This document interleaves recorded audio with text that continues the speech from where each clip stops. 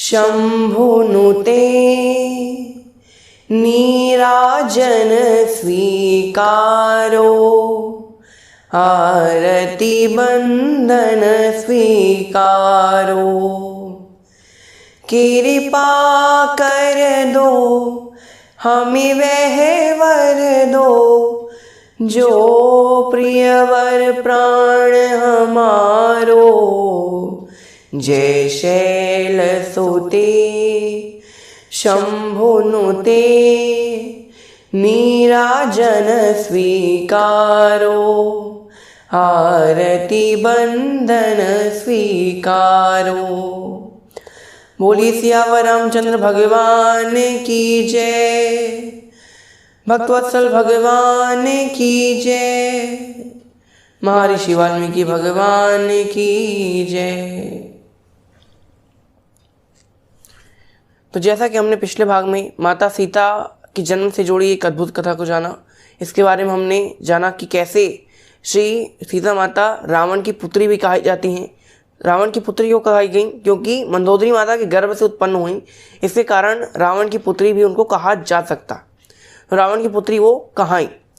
यहाँ पर सीता माता के जन्म से जुड़ी हमने जो कथा थी उसके बारे में हमने जाना। यहाँ पर अब विश्वामित्र जी और राम जी और लक्ष्मण जी रात में शयन करते हैं। यहाँ पर सुबह सुबह श्री विश्वामित्र जी उठते हैं, भगवान की पूजा अर्चना करने के लिए बैठ जाते हैं।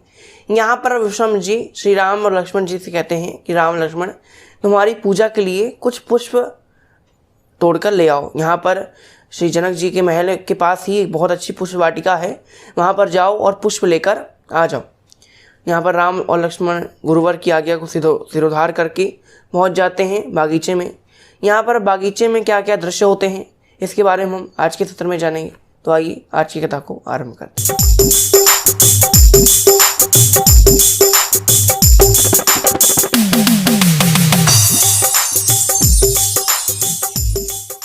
यहाँ पर राम और लक्ष्मण जी पहुँच जाते हैं श्री जनक जी की बगिया में, जहाँ पर बहुत सुंदर सुंदर पुष्प थे, बड़े अच्छे अच्छे प्रकार के पुष्प थे और बहुत प्रकार के जो मोर थे वहाँ पर नृत्य कर रहे थे।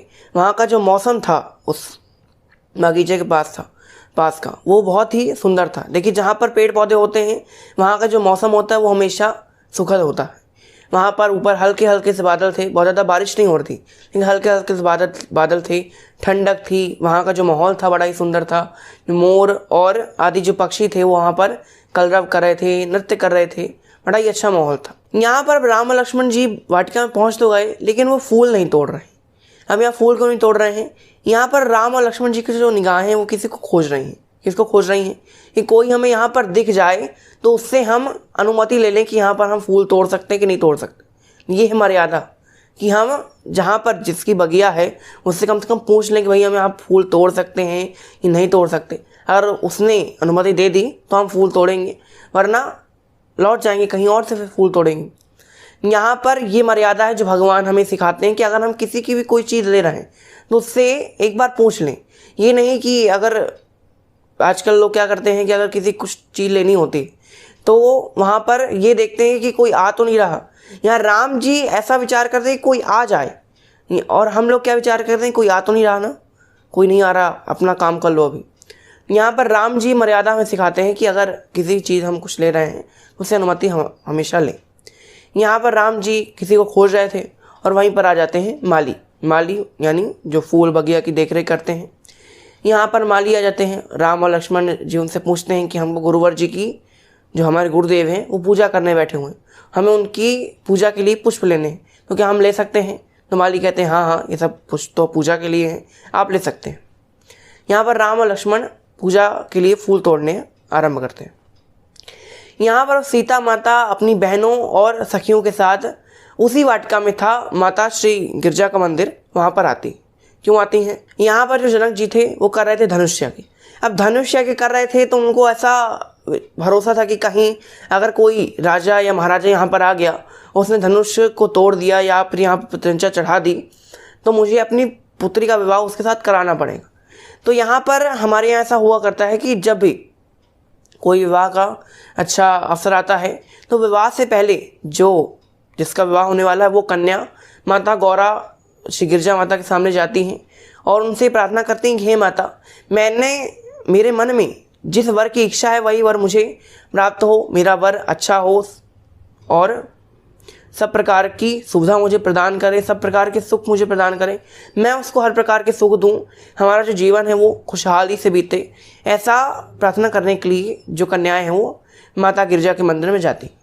तो यहाँ पर राम जी फूल तोड़ रहे हैं बागीचे में। यहाँ पर सीता माता अपनी सखियों और बहनों के साथ आई हुई हैं श्री गिरजा माता की पूजा करने के लिए।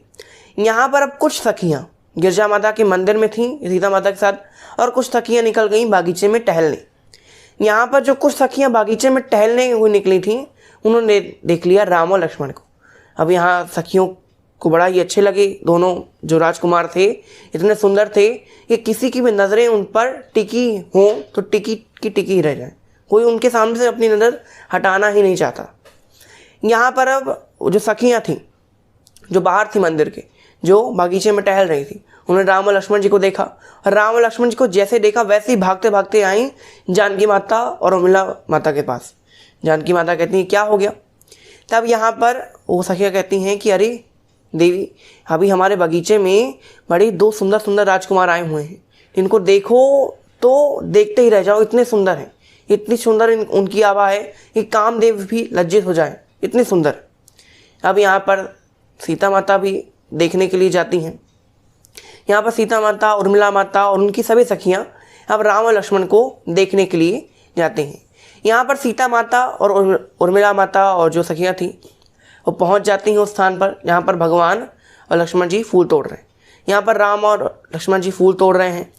यहाँ पर जैसे सीता माता आई, यहाँ पर सीता माता ने जैसे ही राम जी को देखा और राम जी ने जैसे ही सीता माता को देखा, ऐसा लगा जैसे कि साक्षात परमपिता परमेश्वर और जगदीश्वरी माता का मिलन हो गया, आत्मा से आत्मा का मिलन हो गया हो, ऐसा प्रतीत होता है।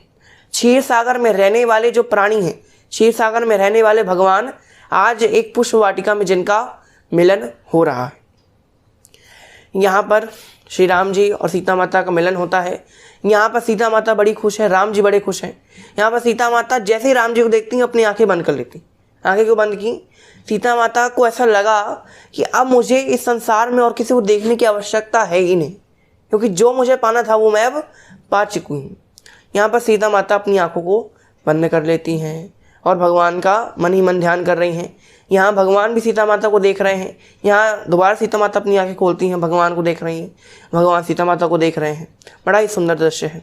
प्रेमी क्षीर सागर की वाटिका में आज मिले, दृष्टि एक दूसरे को रह गई निहारती, दृष्टि एक दूसरे को रह गई निहारती।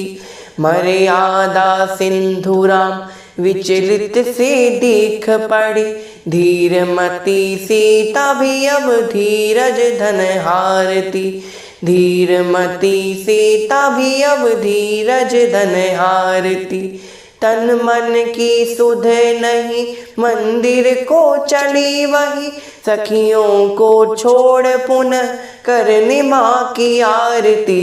प्रेम विवश व्याकुल हो,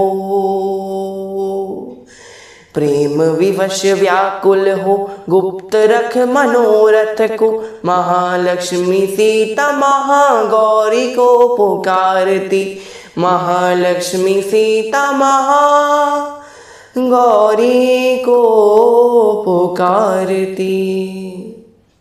अर्थात यहाँ पर जैसे ही राम जी और सीता माता का मिलन हुआ, इसके पश्चात अब सीता माता अपनी सखियों को छोड़कर अब जाती हैं माता श्री पार्वती के मंदिर में, माता श्री भगवती दुर्गा के मंदिर में, और केवल एक ही प्रार्थना कर रही हैं कि हे माता, अगर मैंने सच्ची निष्ठा से किसी को अपना पति माना है तो केवल यही है, और मैं चाहती हूँ कि सातों जन्म, जितने जन्म मैं लूँ, हर जन्म में यही मुझे पति के रूप में प्राप्त हो, बस यही मेरी मनोकामना है।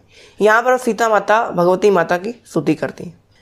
जय जय गिरिवर राज किशोरी, जय महेश मुख चंद्र चकोरी, जय गजवदन षडानन माता, जय गज बदन षडानन माता, जगत जननी दामिनी दूति गाता, जगत जननी दामिनी दूति गाता। आ आ आ आ सोनु सिय सत्य आशीष हमारी, पूजहि मनोकामना तुम्हारी। नारद वचन सदा सुचि साचा, सोबर मिलहि जाहि मनु राचा। मनु जाहि राचो मिलहि सोबर, सहज सुंदर सावरो। करुणा निधान सुजानशील, स्नेह जानत रावरो। एहि भांति गौरी अशीष सुनिसिय, मुदित मन हर्षित अली। तुलसी भवानी पूजी पुनि पुनि, मुदित मन मंदिर चली। तुलसी भवानी पूजी पुनि पुनि, मुदित मन मंदिर चली। जानी गौरी अनुकूल सिय, हिय हर्षु न जाय कही। मंजुल मंगल मूल बाम, अंग फरकन लागे। अर्थात श्री जानकी माता पहुंच जाती हैं माता श्री गौरा के मंदिर में और बहुत सुंदर सी स्तुति करती हैं। यहाँ पर स्तुति करने के पश्चात माता श्री गौरा को सीता माता एक हार चढ़ाती हैं, एक पुष्पों की माला चढ़ाती हैं। यहाँ पर पुष्पों की माला चढ़ाने के पश्चात जो माता सीता थी वो माता गौरा के सामने नतमस्तक होती हैं, प्रणाम करती हैं। यहाँ जैसे ही माता श्री सीता देवी भगवती के सामने नतमस्तक हो रही हैं, वैसे ही श्री गौरी माता प्रसाद स्वरूप में उस माला को गिरा देती हैं। अगर कभी भी हम किसी मंदिर में जाएं और भगवान को कुछ अर्पण करें और अगर धोखे से वो हमारे ऊपर गिर जाता है, यानी भगवान की ये बड़ी कृपा है, ये बड़ा आशीर्वाद है। यहाँ पर जैसे ही माता श्री जानकी ने देखा कि अरे भगवती माता ने मुझे प्रसाद स्वरूप में माला दी है, तब यहाँ पर माता ने भगवती माता से स्तुति की कि हे माता, जो मेरे मन में, आप जानते हैं कि मेरे मन में किस वर की कामना है, तो वही वर मुझे प्राप्त हो। मन जाहि राचौ मिलहि सोबर, सहज सुंदर सावरो। करुणा निधान सुजानशील, स्नेह जानत रावरो। माता सीता थी, हमेशा राम जी को कभी नाम से नहीं बुलाती थी, पति को भी नाम से नहीं बुलाना चाहिए। नाम से ना बुलाकर हमेशा माता सीता जब से उनका विवाह हुआ और जब तक वो पृथ्वी पर रहीं, तब तक श्री सीता माता राम जी को करुणा निधान कहा करती थी। इसलिए तुलसीदास जी ने लिखा है कि करुणा निधान सुजानशील, स्नेह जानत रावण। बस एक बार उन्होंने राम कहा था, कब? जब रावण उनको उठाकर ले रहा था, तब कह रहे थे कि हे राम प्रभु मुझे बचाइए, हे लक्ष्मण मुझे बचाओ। वरना हमेशा सीता माता उनको करुणा निधान ही कहा करते थे। तो यहाँ पर सीता माता गौरी माता से स्तुति करती हैं। गौरी माता प्रसाद स्वरूप में ये माला देती हैं और उनको आश्वासित करती हैं कि देवी, आप जिस वर की कामना अपने मन में कर रही हैं वही वर आपको प्राप्त होगा। यहाँ पर ये सुंदर सा प्रसंग हमने आज जाना। यहाँ पर अब जनक जी अपने जो धनुष यज्ञ था उसकी तैयारियाँ कर रहे हैं। आगे अब क्या क्या चित्र होते हैं इसके बारे में हम अगले सत्र में जानेंगे। तो आज की कथा को हम यहीं विराम देते हैं। आज के लिए बस इतना ही। आपको बहुत बहुत धन्यवाद। घर पर रहिए, सेफ रहिए, मुस्कुराते रहिए। जय श्री राम।